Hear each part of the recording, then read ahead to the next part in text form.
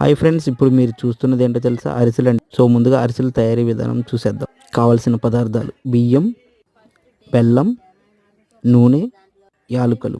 4 కేజీల బియ్యం, 3 కేజీల బెల్లం, 2 కేజీల నూనె, తగినన్ని యాలకులు. 2 రోజులుగా నానబెట్టుకున్న బియ్యాన్ని బాగా కడిగి గ్రైండ్ చేసుకొని బాగా జల్లెడ పట్టి మెత్తగా అయ్యేంతవరకు జల్లెడ పట్టాలి. ఈలోపు బెల్లాన్ని బాగా నలగొట్టి పాకం పట్టుకొని పక్కన పెట్టుకొని, ఇందాక జల్లెడ పట్టుకున్న బియ్యం పిండిని బెల్లం పాకంలో వేసి ఇలా కలుపుకోవాలి.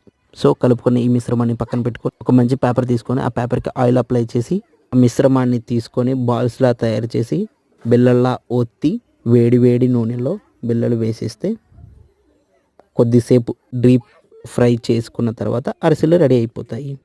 నోరూరించే అరిసెలు రెడీ. ఈ వీడియో ఎలా ఉందో మీరు కామెంట్ చేయండి, లైక్ చేయండి, షేర్ చేయండి. మా ఈ ఛానల్ని సబ్స్క్రైబ్ చేసుకోండి. Thank you. Love you guys.